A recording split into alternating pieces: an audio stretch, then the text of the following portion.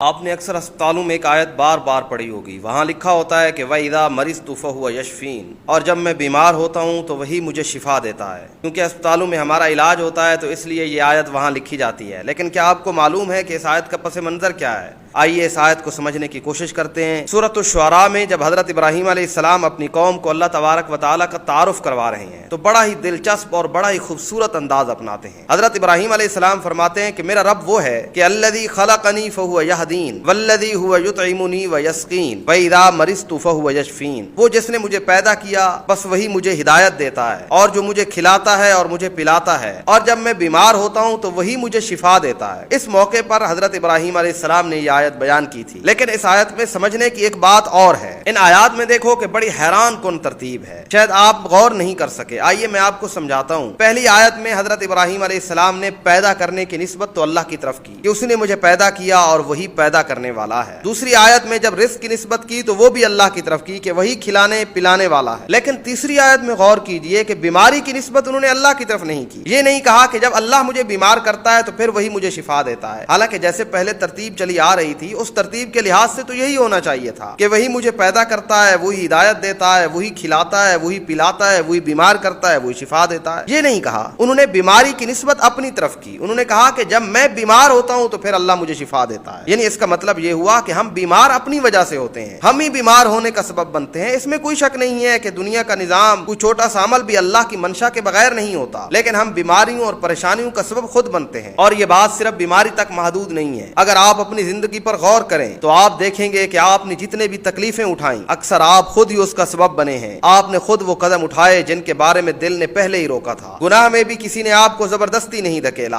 آپ خود چلتے ہیں، آپ خود اپنے آپ کو اس کنویں میں پھینکتے ہیں، اور پھر جب تکلیف ہوتی ہے تو آپ کہتے ہیں کہ یہ تو لکھا ہوا تھا، یہ تو تقدیر تھی، میں کیا کرتا۔ لیکن یہ خود کو دھوکہ دینا ہے۔ یہ کتنی بڑی نادانی ہے کہ آپ اپنی غلطیوں، کوتاہیوں اور جذباتی فیصلوں کا ملبہ تقدیر پر ڈالتے رہیں۔ جب آپ خود اپنے آپ کو غلط اور حرام رشتوں میں ڈالتے ہیں، اپنے آپ کو بیماریوں اور گناہوں کے حوالے کر دیتے ہیں، تو پھر قصور بھی آپ کا ہے۔ جب تک آپ اپنی غلطی تسلیم نہیں کرتے، آپ کبھی بھی سچی توبہ اور اصلاح کی طرف مائل نہیں ہو سکتے۔ اگر آپ ہر مصیبت پر یہ کہہ کر مطمئن ہوتے رہیں گے کہ یہ تو اللہ کی طرف سے تھا، تو آپ کبھی اپنے اندر جھانک کر اپنے عیبوں کو دیکھ نہیں پائیں گے۔ ان آیات میں حضرت ابراہیم علیہ السلام ہمیں یہی سکھا رہے ہیں کہ سب سے پہلا قدم یہ ہے کہ آپ اپنے آپ کو عدالت میں کھڑا کریں اور یہ تسلیم کر لیں کہ آپ کی روح آپ کی غلط کاریوں کی وجہ سے بیمار ہوئی ہے، آپ کا دل آپ کے بنائے گئے حرام رشتوں کی وجہ سے ناپاک ہوا۔ یہ تسلیم کر لینا ہی دراصل اپنے آپ کو اپنے خدا کا بندہ مان لینا ہے۔ جب آپ یہ تسلیم کر لیتے ہیں تو تب آپ کو حقیقی توبہ کی توفیق ملتی ہے اور آپ اللہ کے پسندیدہ انسان بن جاتے ہیں۔